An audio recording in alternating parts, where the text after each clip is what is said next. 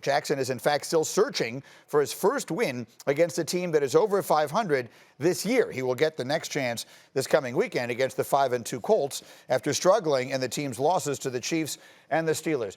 But the other day here on this program, Jeff Saturday said 21 of the 22 Ravens played better than the Steelers did on Sunday. Obviously, Lamar Jackson, the 22nd, is the most important one. So, Domonique, when you hear that comment, what do you think?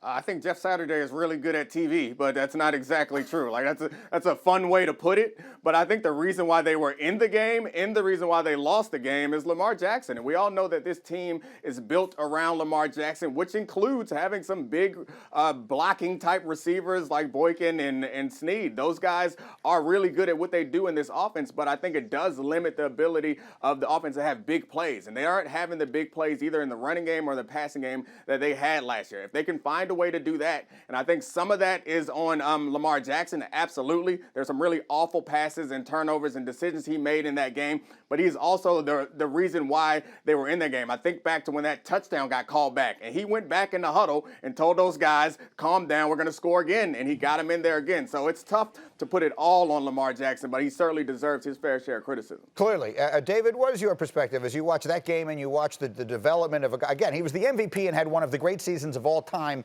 last year, but these questions seem to persist. What do you think, David Pollack?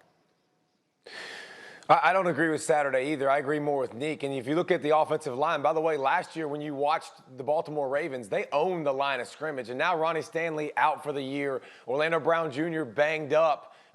This isn't the same offensive line up front that they can just move people out of the way and the running game be all they need. Another year of studying this system ad nauseum. Lamar Jackson has to get better. He can't fumble the ball so much. He can't turn the football over. He's got to get better at throwing the football outside the numbers. By the way, those receivers Nick talked about, he was talking about bigger wide receivers blocking. You notice he ain't talking about receivers catching the football. He needs some more of those too, hence why Dez Bryant just got signed to the practice squad and is still looking for guys out there. So I don't think they have the best supporting cast around him, and especially now with the offensive line banged up, Lamar's going to have to take his game to a level even better than last year if he wants to cover up some of these holes. Well, so the question, I guess, of the moment then, Damien Woody, is the same question that we had at the end of last year. Can this team, playing the way it plays, the style it plays, and the quarterback playing the way he plays, can that team win the championship this year? I think it can win the championship this year because there's no one dominant team. But I think they're trending downward as far as percentage-wise if they will win a championship. I think along the offensive line, I think they've lost a lot of players. Marshall Yonder, who retired, Ronnie Stanley injured. The running game hasn't been the same, Green. It hasn't been the same. And when you're not getting the running game going, guess what else that affects? That affects the play-action pass.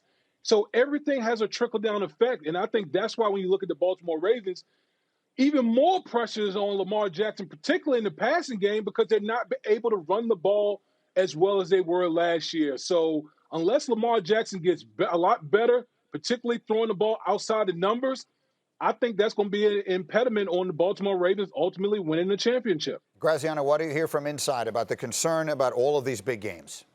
Well, look, obviously he's a young player still, and just because you win an MVP does not mean that you don't have to do more developing of your game when you're a young player. Last year, the offseason program they put in, they thought would elevate their offense. It did. Lamar Jackson exceeded all possible expectations last year. The stuff they tried to do this offseason, it hasn't quite clicked the way it did last year. This is understandable in terms of a young player's development, especially in an offseason that was so unusual as this one. So it's possible we're just looking at a guy who hasn't taken the step that they hoped and expected he would take this year. Still has half a year to do it, and certainly more than enough talent and experience that says that he can. Quickly, Domonique, championship caliber team this season, Baltimore, yes or no?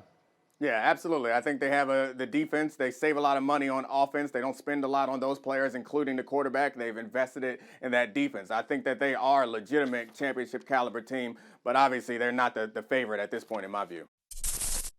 Thank you for watching ESPN on YouTube. For live streaming sports and premium content, subscribe to ESPN+.